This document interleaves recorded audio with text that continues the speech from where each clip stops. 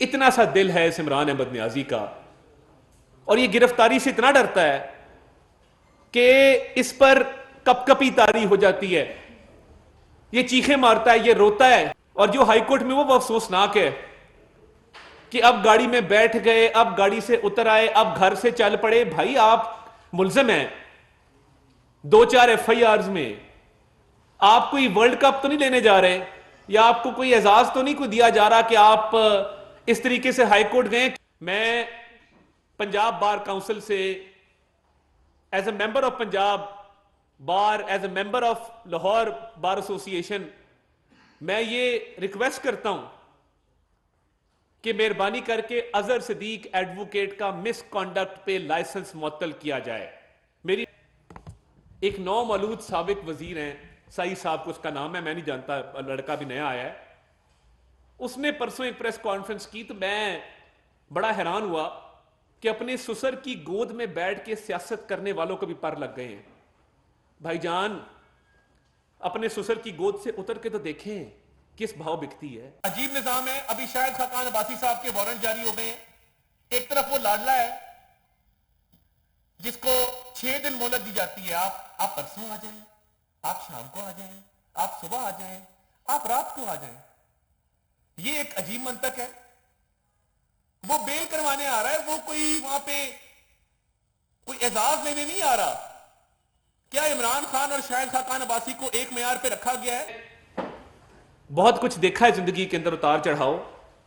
High court के अहाते में ये इस तरह की एक्टिविटी पहले कभी नहीं होते देखी और एक इज्जत एहतराम होता है। और हम बतौर वकील भी कोशिश करते हैं कि ऊंची आवाज में अदालत में बात ना की जाए, अदालत के दरवाजे के बाहर, अदालत के हाथे में नारे ना लगाए जाएं। एक आध दफा नारा लगा, हमने रोका अपने वर्कर्स को कि आपने नारा नहीं लगाना। ये एक तकद्दस है उस इदारे का और कुछ नॉर्म्स हैं, कुछ ट्रेडिशंस हैं, कुछ वैल्यूज हैं, कुछ कन्वेंशंस हैं कि आप उस अदालत के बाहर या अदालत के अहाते में नारे नहीं लगाते। तो कल जो हुआ, एक मुनज़्ज़म प्लान बनाया गया कि जब बंदे इकट्ठे होंगे तब जाऊंगा। और इसके पीछे वजह क्या है? इतना सा दिल है इस इमरान अहमद नियाजी का और ये गिरफ्तारी से इतना डरता है कि इस पर कपकपी तारी हो जाती है, ये चीखें मारता है, ये रोता है। जब वकला तहरीक में कोई एक रात मेरा ख्याल है हवालात में रहना पड़ा तो ये रात को रोता था। इसलिए ये बंदे इकट्ठे किए गए कहीं किसी और मुकदमे में गिरफ्तारी अमल में ना आ जाए। और जो हाईकोर्ट में वो अफसोसनाक है कि अब गाड़ी में बैठ गए, अब गाड़ी से उतर आए, अब घर से चल पड़े। भाई आप मुल्जिम हैं 2-4 FIRs में, आप कोई वर्ल्ड कप तो नहीं लेने जा रहे या आपको कोई एजाज तो नहीं कोई दिया जा रहा कि आप इस तरीके से हाईकोर्ट गए। क्या हम भी आइंदा ये बात समझ लें कि अगर हमें हाईकोर्ट बुलाए तो हम भी क्या पूरे मुल्क में लोगों को कॉल दें कि हाईकोर्ट के अहाते में 5000 बंदा इकट्ठा करना है? ये मैं समझता हूं कि ये इंतजामी फेलियर है। This is an administrative failure. ये नहीं होना चाहिए था कि एक जलसा आप मुनक्कद करें, उसके लिए मोबिलाइजेशन करें और फिर उसको शो किया जाए। वो 1000-1200 बंदा इकट्ठा करना कोई मुश्किल नहीं है। उसको शो किया जाए कि जी बड़ी पॉपुलर वेव है, लोग निकल आए हैं हाई कोर्ट में। खुदा खौफी कर, कोई होश के नाखून ले। आपको बेल के लिए बुलाया गया था और एक जालसाजी के मुकदमे में बुलाया गया था, उस पर भी मैं आता हूं। ये जो जलसा किया गया हाई कोर्ट में, सिर्फ स्टेज की, माइक की और बैनर्स की कमी थी, बाकी पूरा जलसा था। कर लें मोबिलाइजेशन करके 1200 बंदा इकट्ठा करके। क्या साबित करना चाहते हैं कि आप बुज़दिल हैं, आप डरपोक हैं, आप गिरफ्तारी से डरते हैं, आपकी चीखें निकलती हैं, आपके रोने निकलते हैं इस बात से। अब जब दूसरे जज साहब तारिक सलीम शेख साहब ने पूछा कि आपके वकालतनामे पे दस्तखत और हैं, दरखास्त पे दस्तखत और हैं, तो कहा कि ये मैंने नहीं किए, जालसाजी की हुई थी ना, फोन पे कह दिया था कि मेरे साइन कर देना। तो अब जब जालसाजी निकली है और पता लगा है कि आपने वो दस्तखत आपके नहीं थे, तो फिर वो दस्तखत किसने किए? अगला सवाल ये है। वो दस्तखत किए जनाब अजहर सदीक एडवोकेट साहब ने। मैं पंजाब बार काउंसिल से as a member of Punjab bar, as a member of Lahore bar association, मैं ये रिक्वेस्ट करता हूं कि मेहरबानी करके अजहर सिद्दीक एडवोकेट का मिसकॉन्डक्ट पे लाइसेंस मुअत्तल किया जाए। मेरी पहली सदा यह है। गजब खुदा का कि आप अपने क्लाइंट के झूठे सिग्नेचर करते हैं, आप पता नहीं और क्या क्या जालसाजियां करते होंगे, और ये एक्शन लिया जाना चाहिए कि एक सियासी जमात को हाईकोर्ट का हाथा मुयस्सर किया गया जलसा करने के लिए, और पूरा मौका दिया गया कि बंदे इकट्ठे करके पूरे लाहौर लश्कर के साथ आए और वहां पे जलसा करें, और फिर जाली कागज निकला तो कहा ये मेरा नहीं है, ये मेरे वकील का है। तो ये अजहर सिद्दीक का लाइसेंस मुअत्तल होना चाहिए और पंजाब बार काउंसिल को सख्त कार्रवाई इसके खिलाफ करनी चाहिए। और दूसरी बात यह है, एक नौमौलूद साबिक वजीर हैं, सईद साहब को उसका नाम है, मैं नहीं जानता, लड़का भी नया आया है, उसने परसों एक प्रेस कॉन्फ्रेंस की तो मैं बड़ा हैरान हुआ कि अपने ससुर की गोद में बैठ के सियासत करने वालों को भी पर लग गए हैं। भाईजान, अपने ससुर की गोद से उतर के तो देखें किस भाव बिकती है। हम चाह रहे थे कि आप हमें रिस्पॉन्ड करें, हम चाह रहे थे कि आप प्रेस कॉन्फ्रेंस में मेरा और आजम नजीर तारड़ साहब का नाम जरूर लें, क्योंकि आपने अब हमें मौका दे दिया है कि हम वो बातें भी बताएं जो पहले हम हकायक मंजर आम पे नहीं लेके आए। पहला सवाल मेरा इस नौमौलूद वजीर से, जो अपने ससुर चीफ जस्टिस की गोद से उतर के सियासत उसको आती नहीं करनी, उससे मैं ये पूछूंगा कि जब आपका बाई इलेक्शन था, क्या आपने अपने ससुर से हमें मैसेज नहीं भिजवाए कि नून लीग आप पे हाथ हौला रखे? क्या हमारे एक सीनियर वजीर को यह मैसेज नहीं गया कि मेरी बेटी आपकी कुछ नहीं लगती? पहला सवाल। अब आपने क्योंकि ये डिबेट छेड़ दी है तो हम अब हक बजानिब हैं कि हम खुल के आपसे अब सवालात करेंगे। और छोटे साई साहब, शीशे के घर में बैठ के दूसरों को पत्थर नहीं मारे जाते, और स्पेशली जिस पोजीशन में आप हैं कि आप अपने फादर लॉ के पीछे छुप के उनकी गोद में बैठ के सियासत करते हैं। हमने तो सड़कों पे धक्के खाए हैं, हमने तो 15 साल अपनी जिंदगी के वक्फ किए हैं, मुश्किल अच्छे बुरे दौर आते रहे हैं, हमने कभी पार्टी नहीं छोड़ी, हमने कभी राह फरार इख्तियार नहीं की। आप अपने वालिद साहब का जिक्र कर रहे थे कि मेरे वालिद 79 में वजीर थे। ये भी बताएं कि आपके वालिद ने पीपल्स पार्टी, नून, काफ, मीम, जीम, लाम सब पार्टियां अपनाई हैं, आज तरीके इंसाफ में बैठे, बताए ना, क्यों नहीं बताते? शेख रशीद ने इतनी पार्टियां तब्दील नहीं की और फवाद चौधरी ने जितनी आपके वालिद ने की हैं। वालिद का आप नाम इस तरह ले रहे हैं कि आपको वजीर वालिद की वजह से बनाया गया है। पूरा जहान जानता है तरीके इंसाफ में आपको मुर्शिद क्यों कहा जाता था, और आपने क्या वादे इमरान खान को किए थे कि जब तक मैं वजीर हूं लाहौर हाईकोर्ट से कोई ऑर्डर आपके खिलाफ नहीं आएगा। यह वादा किया था कि नहीं किया था? और आप दूसरों पे इल्जाम धरते हैं। बता दें, ये सवाल आते मेरे। पहला सवाल तो मैंने आपको किया है ना कि आपके ससुर ने, चीफ जस्टिस साहब ने, लाहौर हाई कोर्ट ने क्या हमें पैगामात नहीं भिजवाए कि मेरे ससुर पे हाथ हौला रखें? नंबर 1। आपकी कैंपेन में वो शरीक नहीं रहे? क्या डीसी और डीपीओ की उन्होंने सरजनिश नहीं की? डिप्टी कमिश्नर और सीपीओ फैसलाबाद की सरजनिश नहीं की? फैसलाबाद की डेवलपमेंट स्कीमों के केस नहीं लगाए लाहौर हाई कोर्ट में? आप प्रेस कॉन्फ्रेंस करते हैं, मैं 4 करूंगा, आप 1 करेंगे, मैं 4 करूंगा, आए। हमारे पास तो ऐसा मवाद है वो खत्म ही नहीं होने वाला। और फिर उसके बाद क्या आपके सरकारी घर में जो वजीर को घर अलॉट होता है उसमें जज साहिबान को खाने पे मदऊ नहीं किया गया? क्या सोचा जा सकता है कि इस दौर में एक पीटीआई के वजीर के घर में 20 से ज्यादा जज शरीक हो खाने पे? किसी ने, क्या चीफ जस्टिस पाकिस्तान ने इसका नोटिस लिया? क्या किसी और ने इसका नोटिस लिया कि बतौर वजीर आपके घर खाने पे 20 से ज्यादा सिटिंग जज क्यों शरीक हुए और किस हैसियत से हुए? आप कहते हैं कि मेरे ससुर ने उनको नहीं बुलाया। हां, नहीं बुलाया। आपकी अहलिया ने उनको बुलाया चीफ जस्टिस की बेटी के तौर पे। खाना प्राइवेट लोकेशन पे हो सकता था। कहीं कुछ नॉर्म्स होते हैं, कुछ ट्रेडिशंस होते हैं। आप सिटिंग वजीर हैं, आपके घर जज क्यों आए खाने के ऊपर? क्योंकि आपके ससुर ने कमांड इनविटेशन भिजवाया अपनी बेटी के जरिए।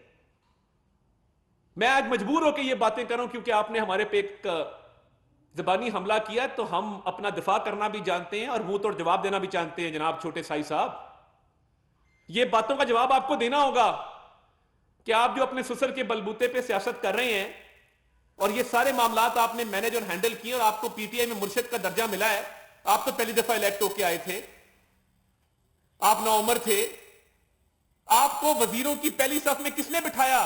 क्या इसमें इस बात का कोई, आप खुदा की कसम खा के कह दें कि आपके ससुर के चीफ जस्टिस होने का इसमें कोई अमल दखल नहीं है, मैं आपके घर आके आपसे माफी मांग दूंगा।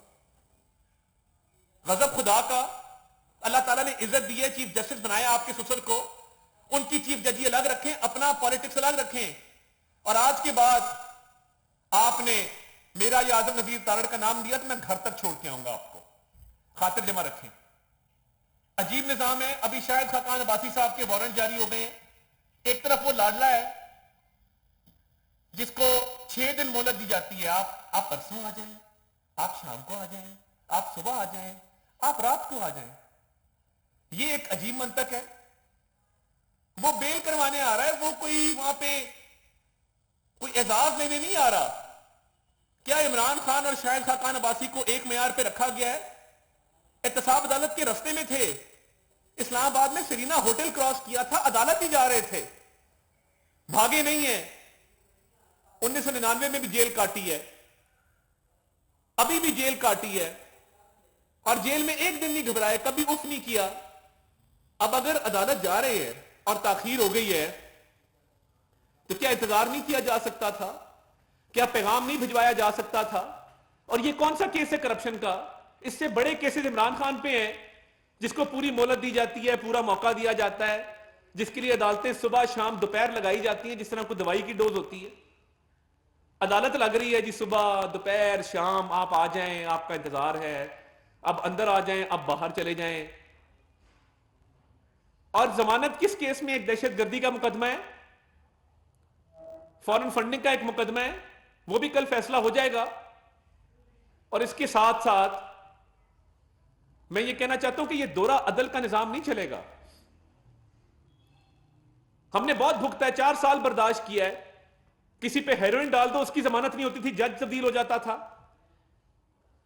किसी को मनी लॉन्ड्रिंग का झूठा इल्जाम लगा के बंद कर दो, किसी पर बगावत डाल दो, तो तब अदल का निजाम और था। आज अदल का निजाम और है, क्योंकि ये लाडला है, इसके हाथ बहुत लंबे हैं। और क्यों, देखें बात यह है, अगर काजी फायज ईसा साहब इमरान खान के केस नहीं सुनते तो क्या यह जेब देता है कि वो जज साहब जिनकी परवेज लाई के साथ ऑडियो आई है वो हमारे केस सुने? और क्यों सुने? मैं पिछले 3 दिन से चीख चीख के कह रहा हूं, उस ऑडियो की जो भी वेरासिटी है, जो भी हकीकत है, आपको या मुझे ये ऑफर कोई दे दे कि लाहौर कैंट, मेन कैंट में 4 कनाल का घर 10 करोड़ का हमें ऑफर कर दें, आप, बड़ा अच्छा कारोबार है ये तो, कि 4 कनाल का घर 10 करोड़ में मिल रहा है, 2.5 करोड़ कनाल कैंट में मिलता है, हमें भी ये ऑफर लगा दें, हम भी खरीद सकते हैं। और मजे की बात यह है कि ऐसे ही है कि ये घर कल सोलंकी साहब ने खरीदा, आज मैं इनसे खरीद लूं, तो सोलंकी साहब ने एक दिन के लिए क्यों खरीदा है? और ये एक दिन की लेयरिंग का क्या मकसद था? कागजात सामने हैं, रिकॉर्ड सामने है, कोई पूछने वाला नहीं है, क्लियर किया जा रहा है कि जी नहीं नहीं कोई बात ही नहीं है। जवाब तो देना आके। एक करप्ट सीसीपीओ जिसका नाम गुलाम महमूद डोगर है, उसके खिलाफ इंक्वायरी रिपोर्ट्स ऑन रिकॉर्ड हैं, उसके तहफ्फुज के लिए भी अदालत लगती है। तो ये दोहरा दल का निजाम क्यों है? क्या अदालतें सिर्फ पीएमएलएन को विक्टिमाइज करने के लिए रह गई हैं? और ये चंद जज साहिबान हैं जिन्होंने पूरे अदालती निजाम पर सवालिया निशान लगा दिया है, जिन्होंने इस मुकद्दस इदारे पर दाग लगाए हैं। उन जज साहिबान का क्या कसूर है जो हक हलाल की रोटी रोजी कमाते हैं, जो तनख्वाह में गुजारा करते हैं, अपने बच्चों का पेट पालते हैं, पूरा दिन अदल इंसाफ करते हैं? आपकी वजह से इदारा भी बदनाम हो रहा है, वो लोग भी बदनाम हो रहे हैं, क्योंकि आपके करतूत ऐसे हैं। तो शायद खाकान अब्बासी साहब के वारंट जारी किए करते ना इमरान खान के, हिम्मत करते कि ये नहीं आ रहा, हम इसके वारंट कैंसिल करते हैं, इसकी जमानत कैंसिल करते हैं, इसके वारंट जारी करते हैं अरेस्ट के। उसके लिए और में आ रहा है, शायद अब्बासी के लिए और में आ रहा है। फवाद साहब कहते हैं अदालत ने गलती की कि इमरान खान साहब को बुलाया। गलतियां आप लोगों ने की हैं और खमियाजा भुगतना पड़ेगा। आपने रिवायत डाल दी है कि आइंदा कोई हाई कोर्ट जाएगा तो पूरा जलसा करेगा। तोशाखाना का ट्रायल आज फर्द जुर्म आयद हुई है, होनी थी आज, बहाना करके फिर राय फरार इख्तियार कर ली कि फर्द जुर्म ना लगे। अब फर्द जुर्म तो लगनी है, जुर्म किया है तो फर्द जुर्म तो लगेगी, हर ट्रायल में लगती है। उसको ताखीर का शिकार किया जा रहा है कि इसमें जवाब ना देना पड़े। अब आप अपने दोनों पैरों पे चल के, बिसाखियों के बगैर, व्हील चेयर के बगैर, सहारे के बगैर चल के जब अदालत में आ गए हैं तो बाकी केसेस का आपको सामना करना पड़ेगा। अब एक्सरे के पीछे, स्कैन के पीछे नहीं छुपा जा सकता। जवाब देना होगा कि अरबों रुपए के डाके क्यों डाले हैं तोशाखाना में, जवाब देना होगा टिरियन जेड वाइट केस में। इससे राह फरार नहीं इख्तियार की जा सकती। फॉरेन फंडिंग के 3 पर्चे, एक सिंध हाईकोर्ट का स्टे ऑर्डर है, एक लाहौर के जस्टिस गुराल साहब का स्टे ऑर्डर है, तीसरा केस इस्लामाबाद का स्टे ऑर्डर है जो कल लगा हुआ है, जिसमें यहां जमानत खारिज होगी या मंजूर होगी। तो ये स्टे ऑर्डर के पीछे क्यों छुपते हैं? क्या ये मिली भगत नहीं है कि इसको वो सहूलतें हासिल हैं जो पाकिस्तान की किसी और सियासी जमात को नहीं हासिल? और इसने 4 साल में जो मुल्क का कबाड़ा किया, आज हमने ये बोझ उठाया है, रियासत बचाई है, ये मलबा उठाया है, अपने हाथों से उठाया है। और वो लाडला ऐसा है कि सब कुछ तबाह करके, बर्बाद करके, वो उस मलबे पे खड़ा होके उस मलबे को भी आग लगाने की कोशिश कर रहा है। ये ऐसा बदबख्त आदमी है। तो इस मुल्क में दोहरा निजाम अदल नहीं चलेगा। पहले और भी साखियां इस्तेमाल करते रहे, अब ये अदलिया के कंधे पे रख के अपनी सियासत कर रहे हैं। अदलिया को न्यूट्रल होकर दिखाना पड़ेगा, गैर जानिबदारी का सबूत देना पड़ेगा। ऐसे मामलात आगे चलेंगे नहीं अगर ऐसा ही होता रहा।